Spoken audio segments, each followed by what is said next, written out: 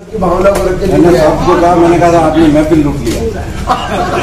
मेरे बात कैलाश मेघवाल की आउटस्टैंडिंग बात, बहुत जबरदस्त, पहली बार बोले वो आदमी और बड़ा मन से बोले। सबको प्रभावित कर सर, आपने विधायकों को सांसद बना दिया सर।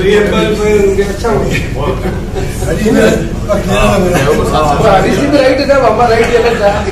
वातावरण कंडूसिव वातावरण में जब सब चीज अच्छी हो रही है।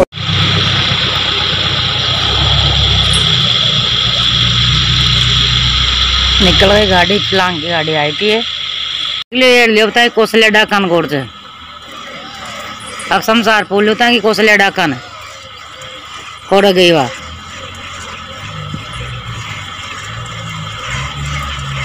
अब जी कोई काम करा जी काटे फट जाओ से बीच में आ जाओ से, ये नहीं ऐसा होगा। अणाओं का बाप को रात चाल रही थी राजस्थान कमाया, और कौशल्या डाका था कि यह सोच रही थी कि हमारा बाप को रात चाल रही थी राजस्थान कमाया। कब आप राजगोन साल राजस्थान में जो जे करेगी जे है बोले सब गणना आपके पगा पर खड़ी है। जाओ इतना सब सरकार ऐसे बढ़ा देगी, ऐसे गहलोत की आगे दिखे गाड़ी। मैं घोषणा करता हूँ, प्रदेश के विभिन्न विभागों में कार्यरत मानदेय कर्मियों यथा आंगनबाड़ी कार्यकर्ता, सहायिका, सहयोगी, प्रेरक, मिड डे मील कुक कम हेल्पर, लांगरी, ग्राम रोजगार सहायक, ग्राम पंचायत सहायक, शिक्षाकर्मी, पैराटीचर आदि व रक्षकों कर्मियों द्वारा राजनीति में सेवा दी जा रही है। कोरोना काल में भी इन कार्मिकों ने विशेष योगदान दिया।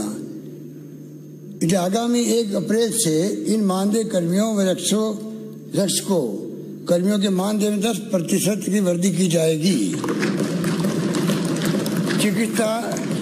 चिकित्सा, स्वास्थ्य, पुलिस, जेल, सफाई व्यवस्था आदि जुड़े कोरोना वायरस की चिकित्सा, स्वास्थ्य, पुलिस, जेल, सफाई व्यवस्था आदि जुड़े कोरोना वायरस की कोरोना के मृत्यु पर एक्स में 50 लाख रुपये राशि देने का प्रावधान है।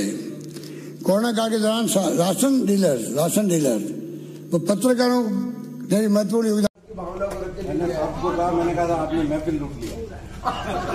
मेरे बात कैलाश मेघवाल की आउटस्टैंडिंग बात, बहुत जबरदस्त, पहली बार बोले वो आदमी और बड़ा मन से बोले। सबको प्रभावित कर सर, आपने विधायकों को सांसद बना दिया सर।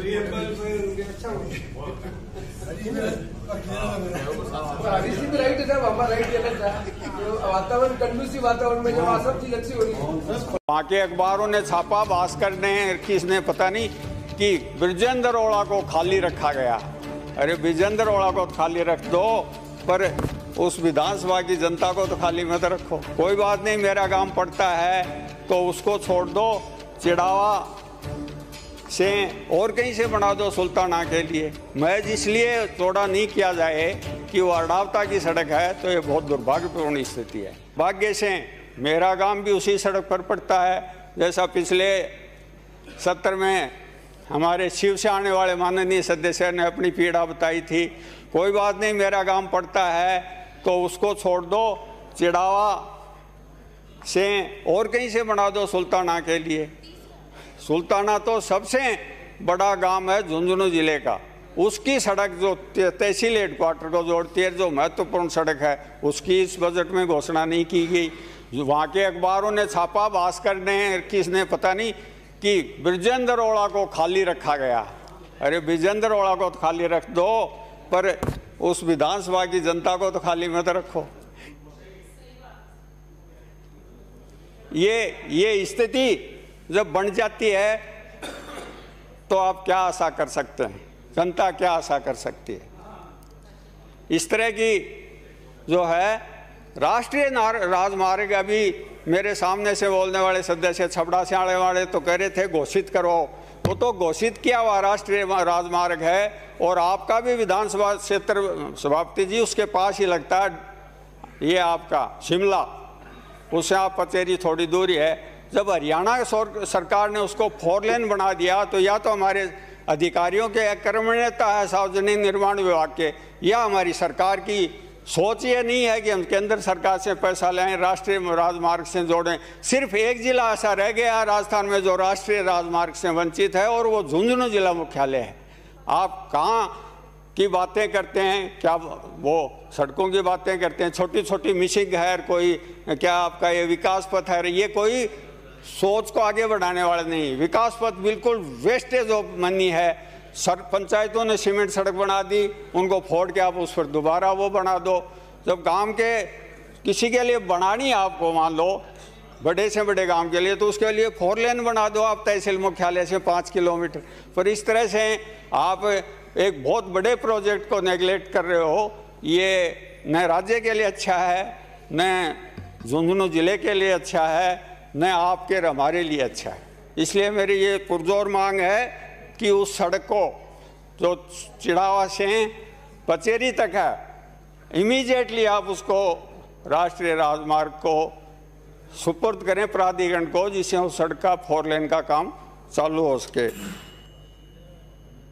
देख सभापति जी, मैं तो बहुत अनुशासन प्रिय आदमी हूँ, प्लीज बैठ जाता हूँ। चलो नहीं आप बोलने दो 2 मिनट, 5 मिनट का समय दिया था मैं। I am allowing for more than 2 minutes.